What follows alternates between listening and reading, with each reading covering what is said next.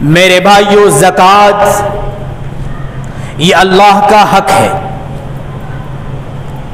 زکوٰۃ ہمارے اور آپ کے اوپر فرض ہے. زکوٰۃ ہمارے مال کا میل اور کچیل ہے. زکوٰۃ ہمارے مال کی گندگی ہے.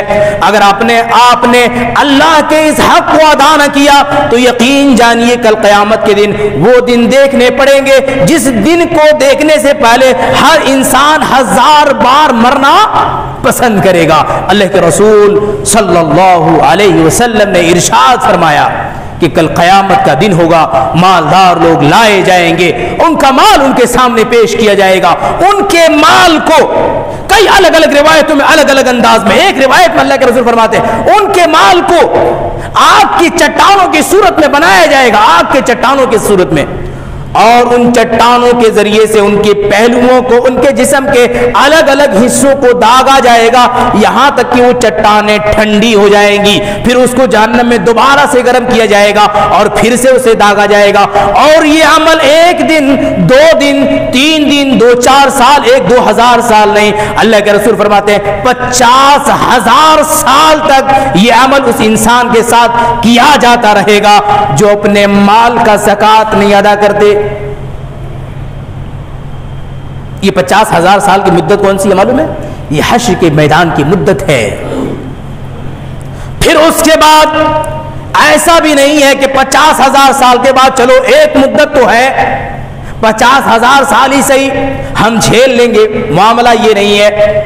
اللہ کے رسول آگے فرماتے ہیں پھر اس کا فیصلہ جنتی یا جہنمی میں ہوگا، اور اگر جہنم میں چل گئے تو پھر اس کے بعد لا محدود مدت، کوئی گنتی نہیں، کوئی عدد نہیں، کوئی شمار نہیں، کب تک جہنم میں آگ کو جھیلنا ہوگا.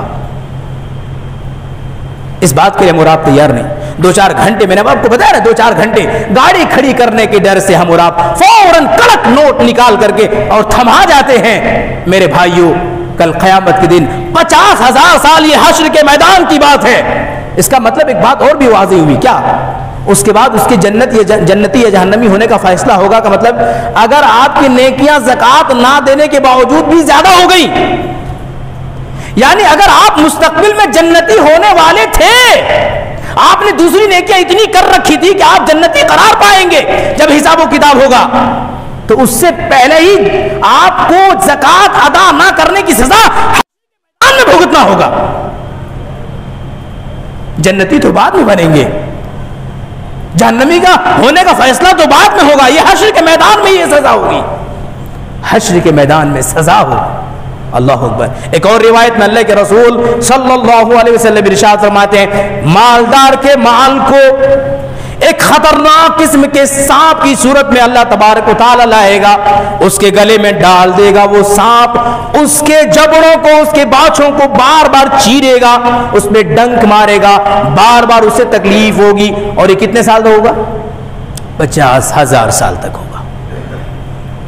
اللہ اکبر. یا 2-4 گھنٹے ہم اور آپ برداشت نہیں کر پاتے.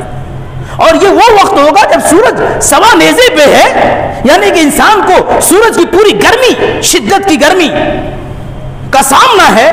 عرش کے سائے میں اس کو جگہ نہ ملی ہے کیونکہ مانع زکوٰۃ ہے.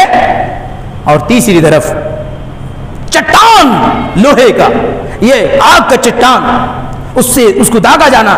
اور چوتھی طرف زکوٰۃ کا گنجا سانپ اس کے گلے میں توق کی صورت میں ڈالا جانا. اور پانچویں طرف ان تمام خوف و دہشت کے ماحول میں اس سانپ کا، اس کا بار بار اس شخص کو بار بار ڈسنا کتنا خطرناک ہے.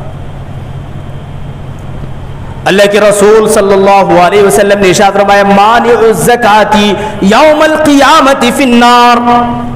جو آدمی زکوٰۃ کو دینے سے منع کرتا ہے، زکوٰۃ نہیں دیتا، زکوٰۃ کو روک لیتا ہے، ایسا آدمی کل قیامت کے دن آگ میں ڈالا جائے گا، جہنم میں ڈالا جائے گا. وہ جہنمی انسان ہے. میرے بھائیوں، ہمیں اور آپ کو ہوشیار رہنا چاہیے، خبردار رہنا چاہیے. یہ مال آپ کتنوں بھی جمع کر لیجئے، یہ جمع نہیں ہوتا. یہ آپ کا ہونے والا نہیں. جتنا آپ نے استعمال کر لیا، جتنا آپ نے پہن لیا، جتنا آپ نے خرچ کر لیا، جتنا آپ نے کھا لیا، وہی آپ کا ہے. چاہے وہ پراپرٹی کی صورت میں ہو یا گھر کی صورت میں ہو یا گاڑی کی صورت میں ہو یا بینک بیلنس کی صورت میں، یہ سارا آپ کا نہیں، بس سانسیں بند ہونے اور آنکھوں کے بند ہونے کا انتظار ہے، اس کے بعد یہ سارا مال دوسروں کا ہونے والا ہے۔ یعنی پوری آفت، پوری مصیبت، پورا وبال اپنے گلے ڈال دو اور مال کسی اور کے حوالے کر دو، بہترین سودا ہے نا؟ کیا خیال ہے؟ ساری سزائیں تو ملے ہمیں اور آپ کو، اور سارے مزے کوئی اور اٹھائے، یہ بہترین انصاف ہے نا جو ہم اور آپ اپنے ساتھ کر رہے ہیں؟ خطرناک ہے، کسی عقل مند انسان کا فیصلہ ایسا نہیں ہو سکتا۔